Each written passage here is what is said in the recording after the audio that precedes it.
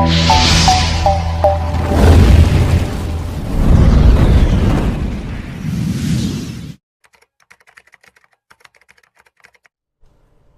నమస్కారం. ఈ పాత్రికేయుల సమావేశం ద్వారా మేము చెప్పబోయే విషయాన్ని ఈ ఆంధ్రప్రదేశ్ రాష్ట్రానికి సంబంధించిన వారు మాత్రమే కాదు వినాల్సింది ప్రజలారా. ప్రపంచవ్యాప్తంగా ఉండబడినటువంటి భారతీయులందరూ 120 కోట్ల మంది హిందువులందరూ కూడా వినాల్సినటువంటి అవసరం ఉంది ఈరోజు. కారణం, ఈ దేశంలోని 120 కోట్ల మంది హిందువుల యొక్క భగవంతుని పట్ల వారికి ఉండే భక్తి భావాన్ని, ఆరాధనా భావాన్ని, విశ్వాసాన్ని నాశనం చేస్తూ వారిలో ఒక భయాన్ని, ఒక అపపవిత్రపు ఆలోచన విధానాన్ని కలిగే విధంగా స్వయాన ఈ రాష్ట్ర ముఖ్యమంత్రి నారా చంద్రబాబు నాయుడు గారు 2024లో మాట్లాడినాడు. గెలిచిన 100 రోజుల్లో మాట్లాడినాడు. ఏమని మాట్లాడినాడు?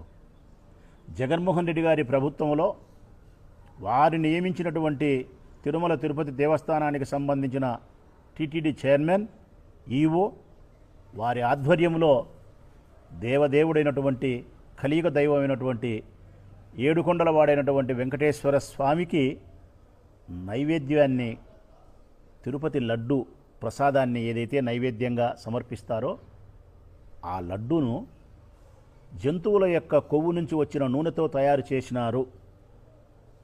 అది పంది, లేకుంటే ఆవు, లేకపోతే చేపలు, ఇటువంటి వాటి యొక్క కొవ్వు నుంచి వచ్చిన నూనెతో తయారు చేసినటువంటి లడ్డూ ప్రసాదము. ఇది జగన్మోహన్ రెడ్డి ముఖ్యమంత్రిగా ఉండేటప్పుడు చేసినారు అని చెప్పి నారా చంద్రబాబు నాయుడు గారు ముఖ్యమంత్రి గారి హోదాలో మాట్లాడినాడు. దాదాపుగా 120 కోట్ల మంది హిందువులు భయానికి గురైనారు, బాధకు గురైనారు.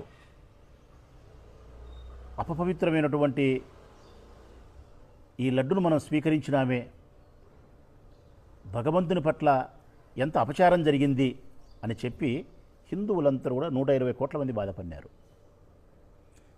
ఇంకా ఏముంది, మామూలే ఈ రాష్ట్రంలో జరిగే తంతు. ప్రజలారా, మీకు తెలిసినదే. ఏదైనా జరగని ఒక విషయాన్ని, ఒక తప్పును జగన్మోహన్ రెడ్డి మీద రుద్ది తద్వారా రాజకీయ లబ్ధి పొందాలన్నది చంద్రబాబు నాయుడు యొక్క ఉద్దేశం. దీనికంతా ఒక స్కెచ్ ప్రకారమే జరుగుతుంది. నేను ప్రతిసారి చెప్తా ఉంటా, మొట్టమొదటి చంద్రబాబు నాయుడు వచ్చి చాలా పత్తిగింజ మాదిరి మాట్లాడతాడు. సౌమ్యంగా, నెమ్మదిగా, చాలా ఉత్తముడు, రాముడు మంచి బాలుడు అన్నట్టు. ఎక్కడికి పోతుంది ఈ దేశం? ఏమైపోతుంది ఈ దేశం? స్వామివారికి ప్రసాదించిన ప్రసాదం పెట్టే, నైవేద్యం పెట్టే లడ్డును కూడా ఎనిమల్ ఫ్యాట్తో తయారు చేసినారు. ఎంత బాగా ఈయన మాట్లాడతాడు, వెళ్ళిపోతాడు. ఈయన మాట్లాడితేనే వెనకమ్మడంగా ఆయన వస్తాడు, సనాతన ధర్మం అని. కోరస్, ఈయన పల్లవి చంద్రబాబు నాయుడు గారు, ఆయన కోరస్ అందుకుంటాడు. ఆ సందర్భానికి తగినటువంటి కాస్ట్యూమ్స్, ఆ సన్నివేశానికి తగినటువంటి వేషధారణతో వస్తాడు ఆయన. ఇది తిరుపతి లడ్డు ప్రసాదం, హిందువులు కదా, దీనికి సనాతన ధర్మం తీసుకోవాలా, వేసుకో కాస్ట్యూమ్స్, కాసాయి, పీకు నామం, ఏడుకొండల వాని నామం, కట్టు పిలక నెత్తి మీద వేసుకో, భుజం మీద ఉత్తరీయం, పైపంచ, ఇంకా రా. ఇంకా పెద్ద పెద్ద మాటలు, సనాతన ధర్మం, సనాతన ధర్మం అని 3 పెళ్లిళ్ళు చేసుకున్నట్టు కూడా సనాతన ధర్మం మాట్లాడుతున్నారు. ఎంత దుర్మార్గంగా మాట్లాడినాడు ఆయన. రామజన్మభూమికి, అయోధ్యకు, తిరుపతి నుంచి 1,00,000 లడ్లు పంపించినారు, ఎంత అపపవిత్రమైందని మాట్లాడతాడు ఆయన. ఈయన చంద్రబాబు నాయుడు మొట్టమొదట ఒక బట్టగాల్చి మొగానేస్తాడు, ఒక పల్లవి వాడి వదిలేస్తాడు, ఈయన వచ్చి కోరస్ అందుకుంటాడు. ఈయన పోయి తిరుపతిలో పోయి మీటింగ్ పెట్టా, కనకదుర్గమ్మ గుడి దగ్గర పోయి మెట్లు అడిగా. ఈ నానాకం యాగి చేసిన తర్వాత నెక్స్ట్ వస్తారు అసలైన టోళ్ళు, బుడబుడకలో మాదిరి అసలైన టోళ్ళు. TV5, ABN, మహాన్యూస్, ఈటీవీ, ఈనాడు, ఆంధ్రజ్యోతి పత్రిక, బుడబుడకడలో మాదిరే ఇల్లుగా ఇల్లు వచ్చారు బయటికి. ఇల్లు వచ్చి ఆయన పాడిన పల్లవి, ఈయన పాడిన కోరస్ విషయం రాస్తారు, లైవ్ డిబేట్లు పెడతారు. తిరుపతి లడ్డులో జంతువుల కొవ్వుతో తయారు చేసినారు. జగన్మోహన్ రెడ్డి హిందువే కాదు, జగన్మోహన్ రెడ్డి హిందువులకు అన్యాయం చేసినాడు. 120 కోట్ల మంది హిందువులకు జగన్మోహన్ రెడ్డిని శత్రువుని చేయాలా, శాశ్వతంగా జగన్మోహన్ రెడ్డి రాజకీయ జీవితానికి తెరబడాలా. జీవిత పర్యంతరము చంద్రబాబు నాయుడు ఆయన కొడుకు లోకేష్ బాబే ముఖ్యమంత్రులుగా ఉండాలా. దీనికి 120 కోట్ల మంది హిందువులను దూరం చేయాలా. ఆంధ్రప్రదేశ్ ఒకటే కాదు, వాళ్ళు ఇష్టం వచ్చినట్టు రాసినారు వార్తలు. ఇది అయిపోతానే నెక్స్ట్ 4వ వాళ్ళు వస్తారు. చంద్రబాబుకు భజన చేసే భజన పరులు వీళ్ళు. నాయకులు కాదు, పాడు కాదు, ఎవరికి తోసింది వాడు మాట్లాడతాడు.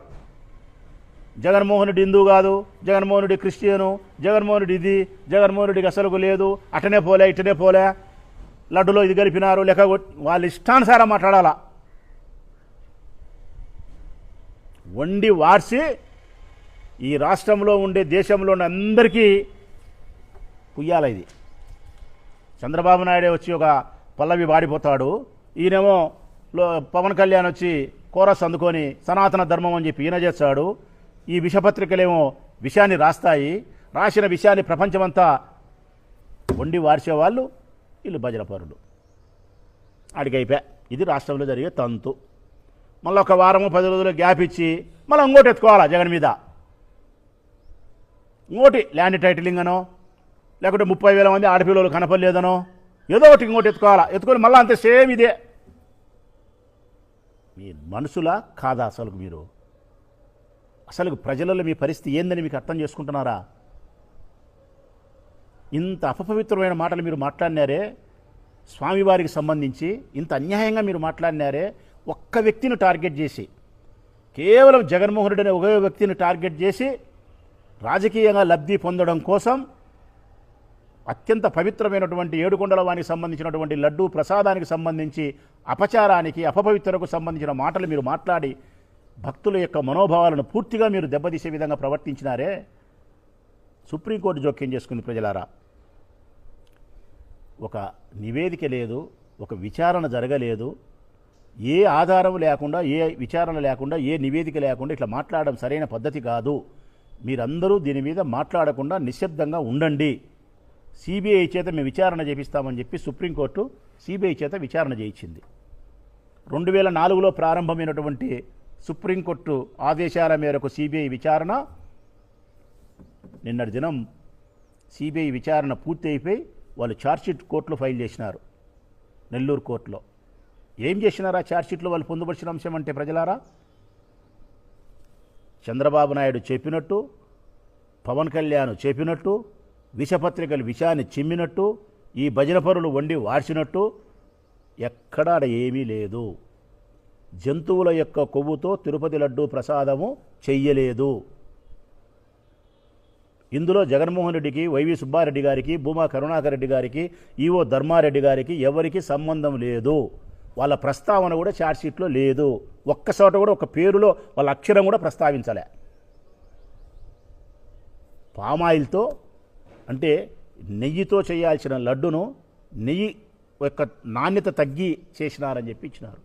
జంతువుల కొవ్వు లేదని ఇచ్చినారు. మరి ఈరోజు సిబిఐ విచారణ చేసి జంతువుల యొక్క కొవ్వుతో లడ్డూ ప్రసాదం చేయలేదు, ఆ లడ్డు అపవిత్రం కాలేదు అని చెప్పి సిబిఐ ఛార్జ్షీట్లో కోర్టుకి ఇచ్చిన తర్వాత మీరు తలదీసి మొలలో పెట్టుకుంటారా అని అడుగుతున్న ముఖ్యమంత్రి గారిని, పవన్ కళ్యాణ్ను, ఈ విషపత్రికలను. నేను ఒక పొలిటికల్ పార్టీకి సంబంధించిన వ్యక్తిగా కాకుండా భగవంతుని పట్ల భక్తి కలిగినటువంటి ఒక భక్తునిగా చెప్తా ఉన్నా. నేను శివపార్వతుల పట్ల అచంచలమైన భక్తిభావాన్ని కలిగిన వాడిని, దేవుని పట్ల ఆరాధన కలిగిన వాడిని చెప్తా ఉన్నా. నేను ఇంత మనో అభిప్రాయాలను దెబ్బతీసే విధంగా చంద్రబాబు నాయుడు రాజకీయ లబ్ధి కోసం మాట్లాడినాడే, పవన్ కళ్యాణ్ ఇట్లే మాట్లాడినాడే, విషపత్రికలు ఇట్లే విషయాన్ని చిమ్మినాయే, వీరికి శిక్ష లేదా? సుప్రీంకోర్టు, గౌరవ సుప్రీంకోర్టు వారుగా స్పందించాల్సినటువంటి బాధ్యత ఉందని చెప్పి నా విజ్ఞప్తి. వీరి మీద కేసులు నమోదు చేయాలా. ఒక్కరు కాదు కంప్లైంట్ ఇస్తానే ఈ పొద్దు వీళ్ళ మీద. ఒక నేరం జరిగితే దాని బాధితుడు ఒకడే ఇస్తాడు. ఇక్కడ 120 కోట్ల మంది హిందువులు కంప్లైంట్ చేస్తున్నారు వాళ్ళ మీద శిక్షించమని. సోషల్ మీడియాలో వాగిపోతుంది. నేను అభ్యర్థిస్తానా ఈ రాష్ట్ర హైకోర్టును కానీ, సుప్రీంకోర్టు వారి కానీ, గౌరవ సుప్రీంకోర్టు వారిని సిబిఐ చేత విచారణ చేయించి మా మనోభిప్రాయాన్ని బ్రతికించినందుకు, భగవంతుని పట్ల మా విశ్వాసాన్ని కాపాడినందుకు ధన్యవాదాలు. అదేవిధంగా ఇంత అపపవిత్రమైన మాటలు మాట్లాడి అపచారానికి ఒడిగట్టినటువంటి ఈ ప్రబుద్ధులను శిక్షించడానికి కేసు నమోదు చేయండి. యావత్ భారతీయులందరికీ వీళ్ళకి క్షమాపణ చెప్పాలా, కోర్టు ద్వారా వీళ్ళకు శిక్ష పడాలా. అప్పుడే ఇంకొక విధవ ఇట్లాంటి మాటలు మాట్లాడకుండా ఉంటాడు. ఎన్ని మాట్లాడినారు అసలుకు. ఆర్పి అనేవాడైతే మాట్లాడినాడు, జబర్దస్త్ వాడు కమిడియన్. రోజమ్మని ఎంత నీచగా మాట్లాడినాడు. రోజమ్మ కొవ్వుతో చేసినారు ఈ లడ్లు, రోజమ్మ పంది అని మాట్లాడినాడు వాడు. గుడిమెట్లు కడుగుతారా? కడగాల్సింది గుడిమెట్లు కాదయ్యా పవన్ కళ్యాణ్, కడగాల్సింది గుడిమెట్లు కాదు. చంద్రబాబు నాయుడు యొక్క నోటిని, నీ నోటిని ఫెనాయిల్ వేసి కడగాల. ఫెనాయిల్ బాత్రూములు కడుగుతారు, మీ నోటిని కడగాల ఫెనాయిల్తో. అపపవిత్రమైన మాటలు స్వామివారికి సంబంధించి మీరు మాట్లాడిన మాటలకు మీ నోర్లు కడగాల. సంప్రోక్ష చేస్తారా మీరు? దేనికి సంప్రోక్ష? సంప్రోక్ష చేయాల్సింది గుడిమెట్లను, గుళ్ళను కాదు. అపపవిత్రమైనటువంటి మీ మెదడును సంప్రోక్ష చేయాలా, మీ ఆలోచనను సంప్రోక్ష చేయాలా. ముందు మీరు మారండి. ఎంతటికి తెగిచ్చినారంటే మీరు అసలుకు కేవలం రాజకీయములో అధికారం కోసం ఏ గడ్డి కరిసేదానికైనా, ఏ సంఖ నాకేదానికైనా మీరు సంసిద్ధంగా ఉన్నారు. మీ టార్గెట్ ఒకటే, జగన్మోహన్ రెడ్డిని హిందువులకు దూరం చేయాలా. మీ టార్గెట్ ఒకటే, జీవిత పర్యంతరం నువ్వు నీ కొడుకు ముఖ్యమంత్రిగా పెత్తనం వెలగబెట్టాలా. దీనికోసం ఏమైనా మాట్లాడతాం, ఏమైనా చేస్తాం. ప్రజలందరికీ విజ్ఞప్తి చేస్తూ ఉన్నాం. తిరుపతి లడ్డులో జంతువుల కొవ్వుతో లడ్డూ ప్రసాదం తయారు కాలేదని సిబిఐ వారు ఇచ్చిన రిపోర్టు ద్వారా మన మనసులన్నీ ప్రశాంతమైనాయి. మనందరం సంతోషపడతా ఉన్నాం. దేవదేవుడైన ఆ ఏడుకొండల వానికి ఏదైతే నైవేద్యంగా సమర్పిస్తారో తిరుపతి లడ్డును, దాన్ని మహాప్రసాదంగా భావించి కళ్ళకు అద్దుకొని చెప్పులు విడిసి పవిత్రమైనటువంటి హృదయంతో, భావంతో మనం ఆరగిస్తాం. అది భోజనం కాదు, మహాప్రసాదం దేవదేవుంది. ఈరోజు ఆ బాధ మనకు పోయింది. జంతువుల కొవ్వుతో తయారు చేయలేదు, పవిత్రంగానే తయారైంది. వీళ్ళే అపపవిత్రులు. నారా చంద్రబాబు నాయుడు, పవన్ కళ్యాణ్ ఈ ముడ్డి దురుచుకొని కూడా తరగా ఉన్నాయి కదా పత్రికలు. పిల్లల ముడ్డి దుర్చడానికి కూడా తరంగావు ఈ పత్రికలు. వీళ్ళు రాసిన విష ప్రచారమే బాగలేదు. ప్రజలారా, ప్రజలు స్పందించాల్సినటువంటి అవసరము. స్పందించి ఇంకొకసారి ఇటువంటి పనులు చేయకుండా, హిందూ ధర్మానికి భంగం కలిగించకుండా నాయకులు ఒళ్ళు దగ్గర పెట్టుకొని జాగ్రత్తగా నోరు ఉండాల్సిన పరిస్థితి ఉండేలాగా ప్రజలు ముందుకొచ్చి ప్రశ్నించాల్సిన బాధ్యత ఉందని విజ్ఞప్తి చేస్తూ సెలవు.